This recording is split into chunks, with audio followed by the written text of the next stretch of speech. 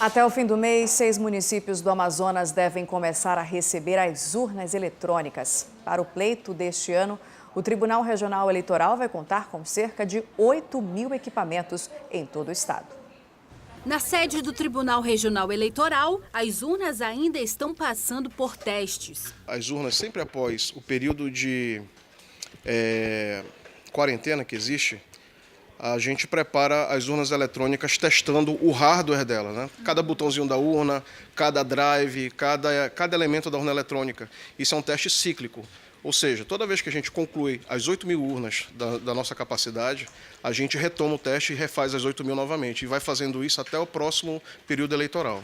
A previsão é que os primeiros equipamentos sejam enviados no fim deste mês para os municípios de Parintins, Manacapuru, Tefé, São Gabriel da Cachoeira, Coari e Maués. Mas essas urnas ainda não possuem os nomes dos candidatos cadastrados no sistema. Algumas urnas são enviadas ainda sem nenhuma preparação. Por quê? Porque existe aquela questão da logística desses estados. A gente ainda está em período de fechamento de candidaturas, né? E nesse momento a gente só está recebendo as candidaturas e ainda não tem um sistema fechado. Para as eleições deste ano, o quantitativo de urnas eletrônicas é o mesmo do pleito de 2017. Serão cerca de 8.300 equipamentos que vão atender os mais de 2.400.000 eleitores no Amazonas. Os eleitores vão às urnas no dia 7 de outubro para escolher presidente, governador, senadores, deputados estaduais e federais.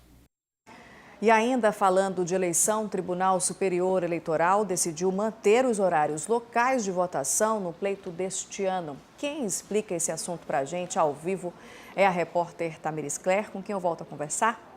Então, Tamires, a votação no próximo dia 7 de outubro deve começar que horas aqui no Amazonas? Normalmente, Nayandra, das 8 da manhã até as 5 horas da tarde, como todos os outros pleitos anteriores. É que houve uma proposta do ministro Gilmar Mendes para que todas as votações em todo o país acontecessem juntas, usando como base o horário de Brasília. Ele disse que era para antecipar o resultado da eleição presidencial. O problema, apontado pelos outros ministros, é que em alguns locais a votação teria que começar muito mais cedo. Por exemplo, no Acre, teria que começar às 6 horas da manhã e isso ia gerar um prejuízo muito grande. Então, o ministro Gilmar Mendes foi voto vencido, o TSE resolveu por 6 votos a 1 manter o horário de 8 da manhã até as 5 horas da tarde em todo o território brasileiro, respeitando o fuso horário de cada região. Lembrando que o primeiro turno é no dia 7 de outubro e o segundo no dia 28 de outubro, Nayandra. Mais uma vez, muito obrigada pelas suas informações, Tamires. E agora sim, boa noite para você.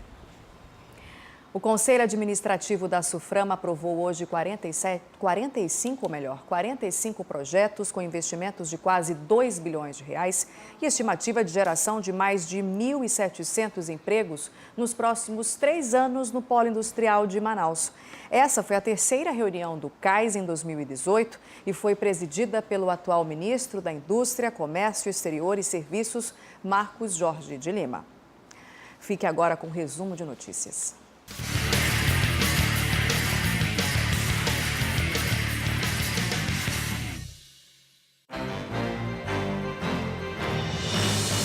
Três agências bancárias na zona sul da cidade foram autuadas hoje pelo Procon Manaus por falta de portas giratórias de segurança e demora no atendimento.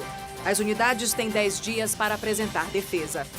A Arsan começou desde a madrugada a Operação Dia dos Pais. Em parceria com outros órgãos, a agência vai intensificar até o próximo domingo as fiscalizações na rodoviária e saídas da cidade, principalmente contra o transporte clandestino.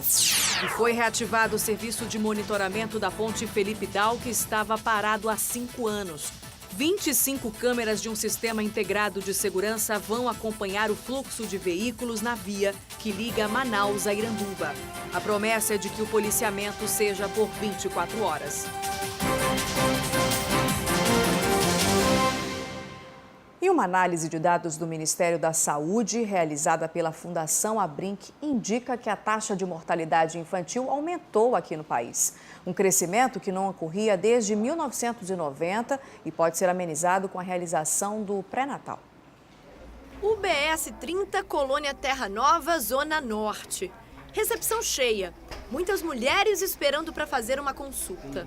A Rafaela é uma delas. Aos 28 anos, mãe da Vitória, de 6, e grávida de 5 meses. Sabe da importância do pré-natal. É muito importante saber como está o bebê, o desenvolvimento, se está tudo certo, se está bem plantado, né, se está o coraçãozinho batendo normal. A Rafaela não teve nenhum problema na primeira gravidez. Não tem nada na segunda. Sorte da Rafa. Não foi o que aconteceu com essa adolescente.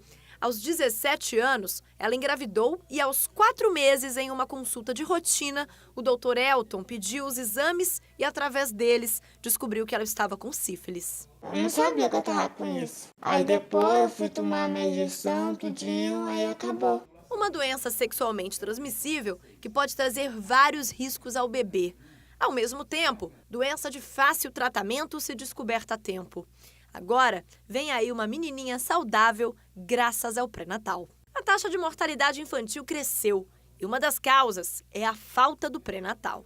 Hoje a gente sabe que você tem várias doenças que pode causar algum problema ao feto. Então imagine você chegar numa maternidade esperando alguma coisa e quando o bebê nasce ele tem alguma deformidade ou ele está com algum problema e não foi detectado. E quando ele começa a apresentar os sintomas, às vezes já é tarde para a gente reverter.